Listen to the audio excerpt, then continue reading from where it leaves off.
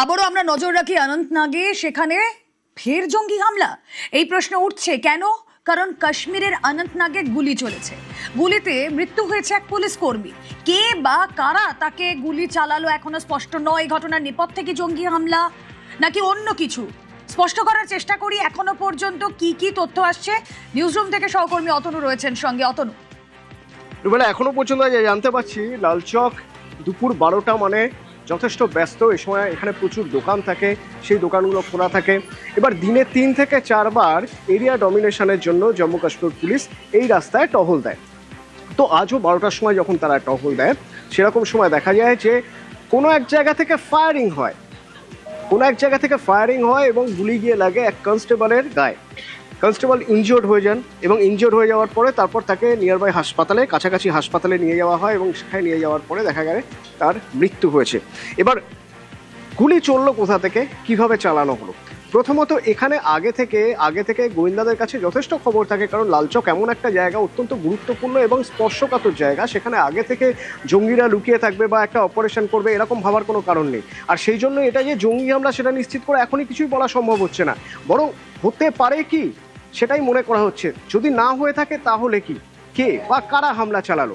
প্রথমত এই সময় যে পুলিশ টহল দেয় সেটা এলাকার মানুষ জানেন, সাধারণ মানুষ জানেন, এবং এই সময় পুলিশ টহল দিচ্ছে। টহল দেওয়া অন্যান্য দিনে যেমন টহল দেয়, এরিয়া ডমিনেট করে এবং কেয়ারফুল থাকে, সেই সময় হামলাটা চালানো হয়েছিল।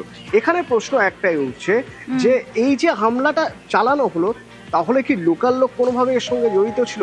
কে, কারা, একজন না দুজন নাকি অনেকে একসঙ্গে ছিল? এই পুরোটা খতিয়ে দেখার জন্য এখানে পুরোপুরি সার্চ অপারেশন করা হচ্ছে এবং সার্চ অপারেশনে এখনো পর্যন্ত কোনো লিড পাওয়া যায়নি যে কোথা থেকে কিভাবে গুলি চললো।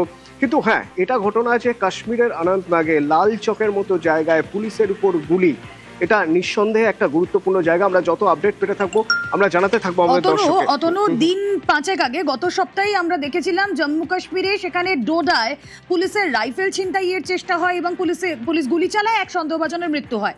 তারপর আমরা দেখলাম সোপিয়ান জেলায়, তার ঠিক পরের দিনই সেখানে পুলিশের সঙ্গে গুলির লড়াই, সোপিয়ান জেলায় নিরাপত্তা বাহিনীর সঙ্গে গুলির লড়াই, এবং সেখানে 3 জন জঙ্গি নিহত হয়েছেন। কোনো কানেকশন কি রয়েছে এই ঘটনার সঙ্গে? তা আমি জানি it is too early to say. এখনো পর্যন্ত কোনো কানেকশন এভাবে সরাসরি তো বোঝা যাচ্ছে না।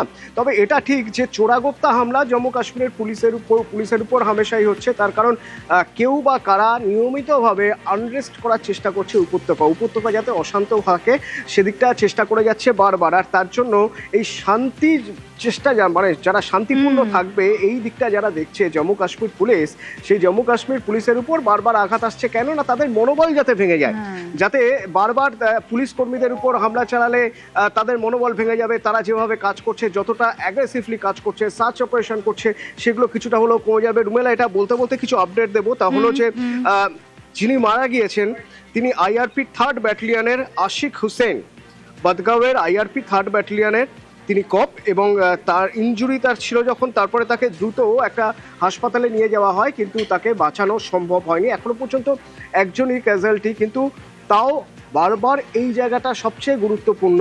কখনো পুলিশের বন্দুক ছিনিয়ে নেওয়া হচ্ছে, কখনো পুলিশকে লক্ষ্য করে গুলি চালানো হচ্ছে, চোরাগোপ্তা হামলা চালানো হচ্ছে। অর্থাৎ পুলিশের মনোবল ভেঙে দেওয়া, যে শান্তি প্রতিষ্ঠা বা যেখানে কোনো রকম অশান্তি না হোক সেইটা দেখার কাজ যাদের, তাদের উপর হামলা চালানো মানে কোথাও একটা বার্তা দেওয়ার চেষ্টা হচ্ছে যে শান্তি প্রতিষ্ঠা করতে দেওয়া যাবে না, উপত্যকা অশান্ত রাখতে হবে। তাতে কেউ বা কারো প্রয়োজন আছে বা তাদের স্বার্থ রয়েছে, মাথায় বড় কেউ থাকতে পারে, কিন্তু কাজ করানো হচ্ছে লোন উলফদের দিয়ে বা খুব সাধারণ মানুষদের দিয়েই হয়তো এই ধরনের কাজ করানো হচ্ছে।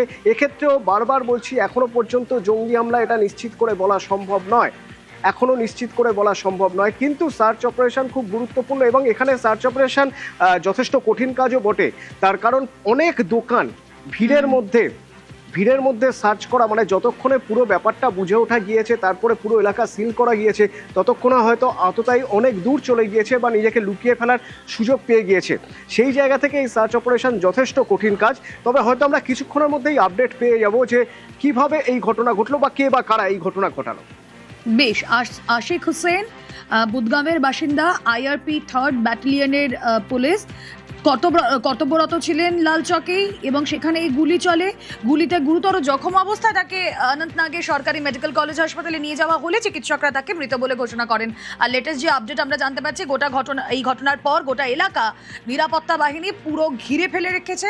হামলাকারীদের ধরতে ইতিমধ্যে তল্লাশি অভিযান শুরু।